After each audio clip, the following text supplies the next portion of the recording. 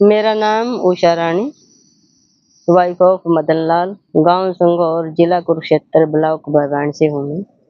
मेरी बचपन से ही यही इच्छा थी, मैं जीवन में कुछ करूँ और मेरे साथ और भी लेडीज़ कुछ काम करें, घर से बाहर निकलने की थोड़ी बहुत ही अनुमति मिला, तो ये अच्छा काम करा। मेरे गाँव में पर्दा प्रथा ज़्यादा थी। 2017 में मैंने मशरूम की ट्रेनिंग ली थी, कृषि विज्ञान केंद्र से। तो वहीं पे मेरे को स्टॉपेज मिला इस काम करने का। मशरूम की खेती करना चाहती थी मैं, इतनी मेरे पास जगह नहीं थी। फिर मैं जैविक खाद का भी करना चाहती थी, जगह नहीं थी, जगह की वजह से मैं छोड़ दिया। तो फिर मैंने मेरे वो मैडम से इतनी जिद पकड़ ली भी मेरे को ट्रेनिंग दो। वो बोले आप सोलन जाओ, लखनऊ जाओ ट्रेनिंग लेने के लिए। मैडम से कहने लगी मैं मैं वहां नहीं जाऊंगी, आप मेरे से यहीं दो ट्रेनिंग मेरे गाँव में ही। उन्होंने कहा भाई 30 लेडीज को इकट्ठी करो। मैंने घर घर जाके बताया भी एक ऐसी जगह, वो फ्री में ट्रेनिंग देंगे, हमारे से कुछ भी नहीं लेंगे और रोजगार के सारे काम सिखाएंगे। 30 लेडीज इकट्ठी करी, जाट धर्मशाला में अपने गांव में ही ट्रेनिंग दी। डॉक्टर प्रेमलता उस टाइम यहाँ थी कृषि विज्ञान केंद्र में, वो ट्रेनिंग देने आई थी। उसने हमारे को 3 ट्रेनिंग दी 2018 में। एक जनवरी में हुई पहली ट्रेनिंग, एक फरवरी में और तीसरी ट्रेनिंग मई में। उसने 8 से 10 प्रकार का मेरे को अचार सिखाया था। 30 लेडीज में से किसी ने काम नहीं करा, मैंने शुरू से ही काम करके दिखाया। मैंने 450 रुपये से काम शुरू करा। मैडम ने मेरा फर्स्ट ग्रुप बनाया, तो बोली भी ग्रुप बनाओ। उसके बाद मैंने अपने गांव में 32 ग्रुप बनाए हेल्थ सेट ग्रुप, और हमारे पूरे ग्रुप अच्छे से चल रहे। जितना भी कच्चा माल तुम्हारे मंडी में दिया हुआ और जितने भी मैंने काम की हेल्प के लिए जरूरत होती है, सभी ग्रुप की औरतें ही मेरा काम करती तो कितने प्रकार का चारा बनाते हो और कहाँ कहाँ सप्लाई होता है? विदेशों में भी सप्लाई होता है? हैं। मेरा अचार पूरे भारत में कहीं कहीं जहाँ जहाँ भी जिसको एक बार खा लिया नहीं, वो पूरे भारत में मेरा अचार उसके माध्यम से गया। जैसे मैं कहीं कहीं मेले में जाती हूँ, हरियाणा मिशन से जुड़े हैं, मेरे को मेले में फ्री में दुकान मिलती है। 3-4 साल से मेरी गीता जयंती में भी स्टॉल लगती है। मेरा अचार पूरे मेले में पहले फर्स्ट नंबर पे आता है। तो मेरे को एक प्रदर्शनी में दुकान मिलती है, मेरे को दो दुकान फ्री मिला। तो आप अचार बनाती थी, ये जो कोल्लू लगाया आपने बैल वाला, तो इसको कैसे क्यों लगाना था? मेरा ये सपना था, जैसे मैं अपने शरीर को स्वस्थ रखना चाहती हूँ। मेरे पूरे प्रोडक्ट जितने भी प्रोडक्ट हैं बिना केमिकल के हैं, केमिकल फ्री हैं।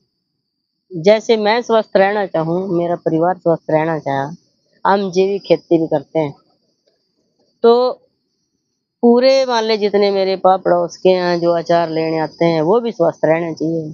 प्रिजर्वेटिव एक इतना खतरनाक जहर है, जिसको कैंसर ना भी हो ना उसको भी कैंसर हो जाता है। जितना भी अचार बाजार में बिकता है सब प्रिजर्वेटिव वाला बिकता है। मेरा बिना केमिकल के है, केमिकल फ्री है। तो इसकी शुरुआत और कैसे की?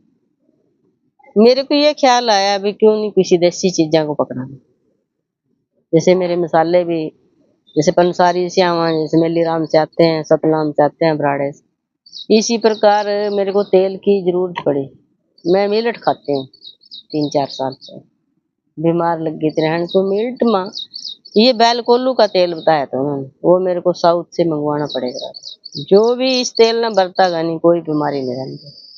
तो कैसे फायदा देता है मशीन वाले तेल में और इसमें, क्या अंतर? इसमें बहुत ज्यादा अंतर आ गया। इसके जो टेम्परेचर है, जीरो 0 डिग्री से भी नीचे है इसका टेम्परेचर, बिल्कुल ठंडा तेल है। इसके पोषक तत्व जूं के तू हैं। जैसे आयुर्वेद में कहा गया है भाई हम तेल को एक बार ही गर्म कर सकते हैं, नहीं तो उसके पोषक तत्व नष्ट हो जाएंगे। तो बिजली वाले कोल्लू में हम तेल कटवाएंगे सरसों का, वो इतना गर्म हो जाए, इतनी हीट हो जाए, हम उसके सरसों की खड़ भी सिर पर नहीं रख सकते। इतना गर्म हो जाए, उसके पोषक तत्व कहाँ खत्म, पूरे खत्म हो जाएंगे। उसके बाद फिर सब्जी बनावांगे, फिर गर्म हो अगवा तड़का लावांगे, तो उसको तो बिल्कुल जीरो ही हो गया। वो तो उसका तो कोई फायदा ही नहीं रहा माना तेल का। ये तेल है ऐसा जो हम खाली पेट भी पीवेंगे नहीं, पता नहीं कितनी बीमारियां न काटता है। तो तो कितने दिन पहले इसकी शुरुआत की है? ये अभी थोड़े दिन पहले मैं 6 महीने से लिया पड़ा था जी, बीच में हमारा कुछ ऐसी काम ही करता, तो हम इसमें लगे हुए थे। मिट्टी का काम भी बहुत था, ऊपर साइड भी बनाना था, खर्चा भी बहुत आया इसका। तो सपना मेरा बहुत पुराना था, अभी क्यों नहीं मैं कोई ऐसा काम करूं जिसमें मेरी औरता भी मेरे साथ लगा और कोई अच्छा काम करके जाऊं। इसमें दूर-दूर से लोग देखने के लिए आते हैं, हम तेल भी ले रहे हैं फिर? अब हमारी शुरुआत आ जी, 3-4 दिन से लगे काटना, तेल भी जाएगा। तो किस किस चीज का तेज निकाला जा सकता है?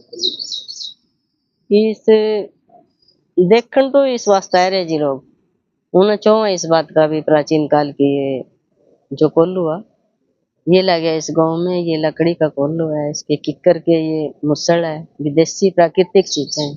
जैसे इसमें तेल निकलेगा तो उसके गुण भी उसमें आवेंगे तेल में, और तेल के पोषक तत्व तो हैं ही उसमें। और तेल में हम कई प्रकार का तेल निकाले करांगे, सरसों का तो निकाल ही रहे, नारियल का निकालेंगे तेल का, मूंगफली का, अलसी अलसी का। तो ये जो पूरा लकड़ी का है, ये क्या, पूरा लकड़ी का है, बिल्कुल देखो आप जानते हैं, पूरा लकड़ी का। कौन सी इस लकड़ी यूज की गई? नीम की लकड़ी। उसका विशेष कारण? ये नीम एक देसी जड़ी बूटी कह लो इसने, या एक ऐसी चीज है नीम, जो नीम की छाया में भी बैठेंगे नहीं उस बंदे ने कभी बुखार नहीं आंदा, जो नीम की छाया में बैठने थे। नीम एक डॉक्टर है, प्राकृतिक चीज है। नीम के गुण इस तेल में भी आ रहे। तो लखपति दीदी में भी शामिल हो आप?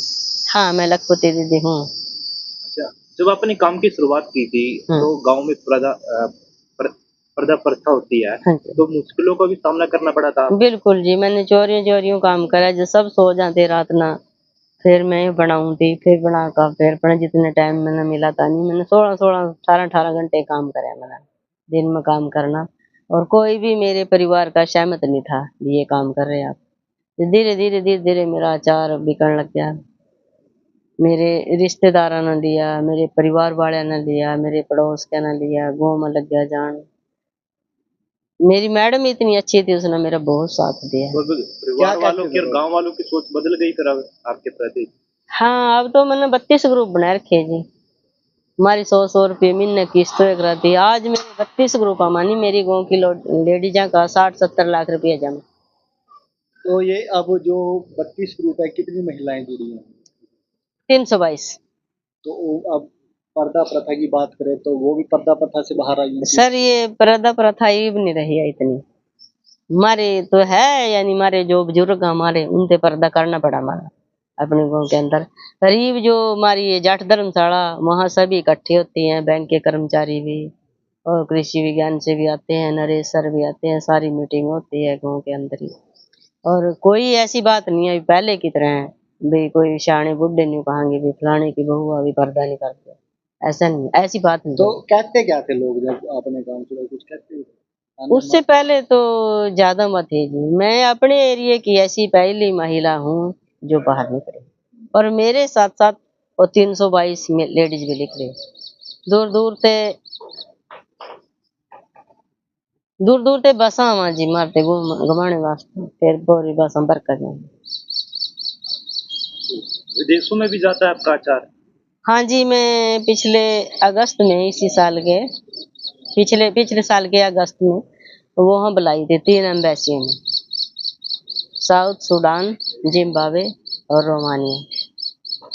उन्होंने मेरा 18 प्रकार का अचार गया था वहाँ, उन्होंने चेक करे, उन्होंने कहा भैया हम आपका अचार ले सकते हैं। जो हमारे को लेके गया था इन्वेस्टर, एम्बेसी में जो लेके गया था, वो कह रहे का इस अचार के काम में आपका काम तो बन जाएगा, ये मांग रहे हैं अचार। जब हम वहां से वापसी भी आए, नीमुरथल ना चाय पानी पिया था मैंने बैठ कर वहाँ एक होटल में, वहाँ फोन आ गया था उनका भी पूरी तैयारी करके अचार हमारा भेजो। जिम्बाब्वे ने भी कह दिया था, साउथ सूडान में भी, रोमानिया में।